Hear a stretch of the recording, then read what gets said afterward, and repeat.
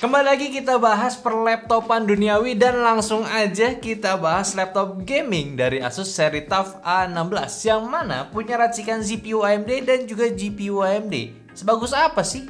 Kalau dulu sih gue pernah coba laptop yang AMD plus AMD juga atau sebutannya AMD Advantage itu asik buat main game. Kayak sama kasih kayak potensi itu lebih gitu. Jadi ya langsung aja kita bahas ya. Dan buat kalian yang pengen tahu SKU yang gue pegang kali ini adalah Asus TUF A16 FA617 ya. Jadi bisa search online, oke? Oke, jadi yang gue suka dari Asus TUF kali ini tuh udah jelas dari desainnya. Yang bandingin aja nih dari seri bentukan yang kayak gini nih. Sorry ya, udah jelek, udah banyak stiker dan udah debuan ya. Berubah menjadi versi yang baru kayak gini. Ini kayak semacam revisi dan diimprove terus dan jadinya ya seperti laptop ini. Jujur aja Asus TUF tuh style sekarang mungkin bisa disamakan sama kayak ROG kali ya, udah kelasan ROG punya gitu. Cuma memang pasti datang nggak cuma ya udah aja gitu. Harganya sekarang pasti ada yang perlu di-adjust lagi. Tetap affordable, tapi sekarang tuh perlu rogoh kantong dompet yang lebih dalam aja gitu. Kayak ya miskin lagi gitu. Ya sekarang kalau misalkan dari stylenya, logo TUF-nya minggir dia itu nggak di tengah lagi. Ya emang looknya itu jadi lebih profesional, udah nggak gaming lagi ya. Kecuali fingerprint magnet pun tetap ada. Dibuka satu tangan bisa dan juga terus lu bakal disambut dengan style layar yang udah semakin tipis bezelnya. Jadi semakin mewah, cuma memang webcamnya standar aja di 720p aja, belum pakai fitur-fitur semacam Windows Hello. Hinge-nya sendiri juga udah sturdy, nggak wobbling, bahkan saat ngetik di keyboardnya pun udah mantep pula. Anyway, ada LED indikator juga, ini berbentuk X buat nunjukin kondisi laptopnya. Kalau keyboardnya ini dapat full size layout, namun mini untuk ukuran numpadnya, ya mana nggak apa-apa. Gue suka ada numpad daripada nggak ada sama sekali. Terus dedicated button media juga ada, sama backlightnya ini warna putih aja dengan custom style LED. Ya yang beda kayaknya sih LED-nya aja sekarang jadi warna putih, sebelumnya kan merah. Sisanya sama aja daripada tahun lalu punya. Kalau touchpadnya juga ukurannya lumayan besar dan enak buat dipakai dengan logo TUF yang sebagai pemanis aja. Dan bahkan kalau dilihat lagi aksen gaming di area keyboardnya ini juga minim ya. Ya gue suka sih dari stylenya sekarang, ini bagus banget. Dari body quality-nya pun memang udah dominan ABS, tapi rapih juga buat finishingnya. Lalu untuk port agak ke depan gitu ya, nggak dekat engsel-nya. Dan engsel-nya ini ya jadi buat exhaust si laptopnya aja. Dan untuk portnya di sisi kiri ada DC port, Ethernet port, HDMI 2.1, 2 USB-C 3.2 Gen 2, 1 USB-A 3.2 Gen 1, audio jack combo, dan di sebelah kanannya ada 1 USB-A aja. Tetap minim di sisi kanannya, cuma buat dongle aja sih, ini udah pas banget penempatannya. Jadi dari penampilannya, gua rasa Asus sudah bisa mendengarkan apa yang diinginkan sama penggunanya ya. Ya memang gak semua yang pengen budget itu seorang gamer ya, kadang dipakai casual pun jadi kepake gitu ya. Jadi ya ini sih laptop udah masuk ke banyak ranah penggunaannya, udah masuk cocok nggak cuma gamer aja.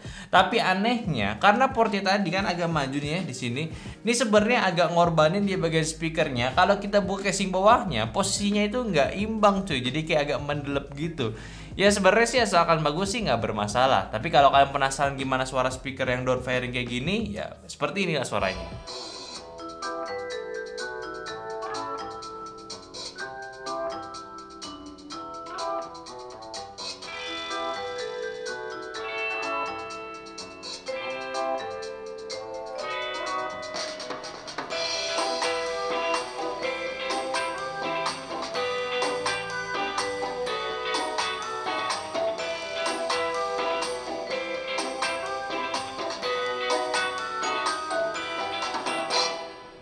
Bergeser ke bagian spek. Dari displaynya dulu, ini laptop punya ukuran layar di 16 inci dengan resolusi Full HD 16:10, pakai panel IPS, refresh rate 165Hz, respons time di 7 ms, akurasi warna 100% sRGB, Adobe RGB-nya itu di 75%.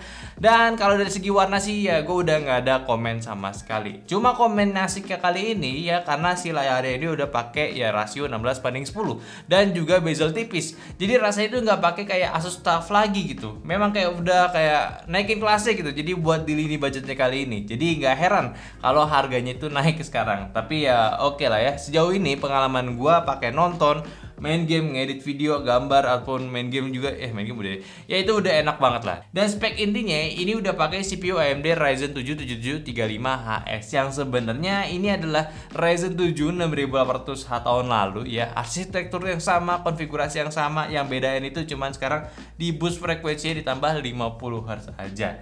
ya udah gitu doang sih. Ya masih kenceng juga sih sebenarnya. Lalu untuk GPU-nya dia menggunakan AMD Radeon RX 7600S 8GB ya DDR6 up to di 95 watt. Kalau RAM-nya udah 16GB DDR5 4800 mAh dual channel dan SSD-nya 512GB PCIe Gen 4 punya. Kalau upgradable tetap ada, lu bisa ganti RAM kalau ada budget lebih, atau kalau budgetnya pas-pasan mending tambah storage saja karena masih bisa tambah satu slot M.2 SSD lagi. Dan ini spek udah mantep sebenarnya. Ada keuntungan juga kalau lu pakai CPU dan AMD GPU juga karena masuk ke kategori AMD Advantage. So gue bakal jelasin apa aja yang bakal lu bisa dapetin, tapi sekarang kita cek ke bagian sintetisnya dulu untuk benchmarknya. Yang sebenarnya sih kalau dari hasil Cinebench ini, skor itu rasanya kayak i7 Gen 12 kompetitor punya. Ya jadi memang setara dari performance-nya, walaupun Cinebench R23 angkanya sedikit ketinggalan, tapi sih ini masih oke lah performanya. Terus dari segi GPU punya skor yang oke juga untuk hasil di 3D Mark-nya. Dan untuk PC Mark 10 ini juga aman karena buat multitasking harian ini udah nggak masalah. Dan menurut gua kalau misalkan angkanya itu udah di atas 4500 sih ini udah bagus banget. Terus juga buat SSD Gen 4-nya ini udah dapat speed yang aman karena standarnya itu udah di 5000 Mbps juga untuk read-nya, jadi ya udah masalah lagi. Jadi buat di pengujian software kreatifnya pun juga memiliki hasil yang oke ya, walaupun pakai GPU AMD Radeon ya. Memang bukan diperuntukkan untuk segmen kreatif tapi setidaknya bisa dipakai lah. Kelihatan juga pas di render benchmark premiernya buat file 4K ini hasilnya B aja menurut gua. Untuk video playback video 4K selama 45 detik di render 4K lagi butuhin waktu setengahnya yang umumnya itu berada udah di belasan detik. Terus juga kalau misalkan udah pakai efek beda-beda lagi tuh masalahnya. Waktu render itu lebih lama lagi durasinya.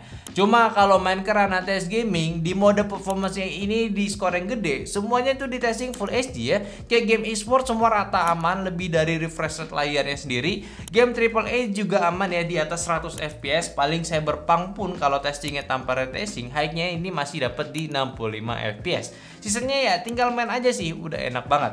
Jadi kalian udah tahu ya gimana soal spesifikasi laptop ini dengan pengetesannya? Menarik nggak nih? Coba komen aja oke? Dan sekarang kita bakalan bahas sedikit soal AMD Advantage. Apa sih yang bakal kalian dapat?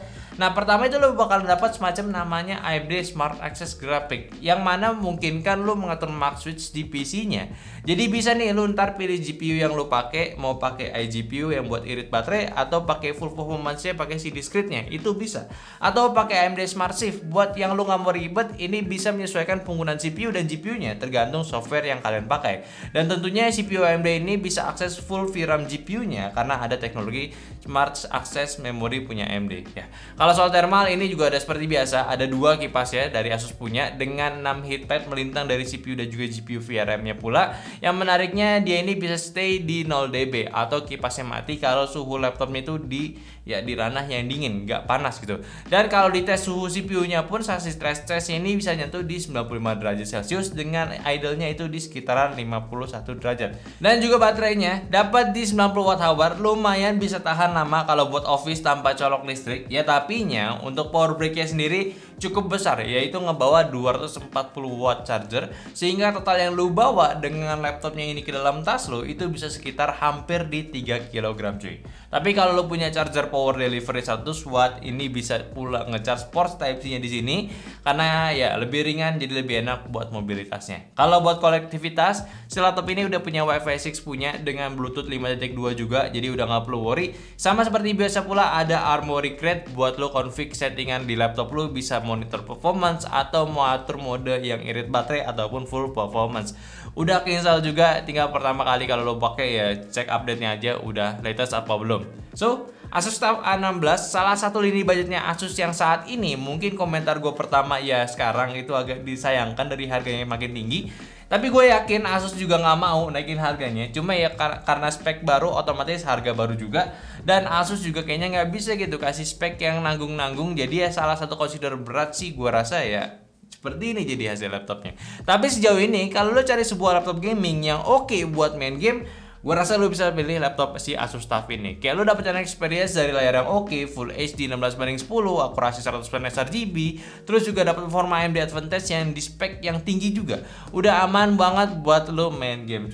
Plus juga racikan Asus yang untuk sistem pendinginnya harusnya bukan suatu masalah, khawatir lagi ya untuk dari segi performance-nya. Jadi gimana nih menurut kalian? Kira-kira laptop ini menarik ya nih buat kalian incer? Kira-kira kalau harganya kayak laptop ini, ya spek yang menarik kayak gimana sih? Coba dong komen di bawah ya. Oke, mungkin itu aja dulu pembahasan gue dari Asus TUF A16 ya, dari Asus ya. Tolong bantu juga share video ini ke teman-teman kalian yang lagi butuh rekomendasi laptop sebelum lebaran, pengen beli laptop baru ya buat nantinya habis THR ya. Jangan lupa juga kasih pendapatnya di kolom komentar sama like video ini kalau kalian suka, dan follow semua sosial media kita yang ada di Instagram, TikTok, Facebook, dan Discord, yang semua linknya itu ada di deskripsi. Dan terakhir, sampai jumpa di video nyantai selanjutnya. Bye bye.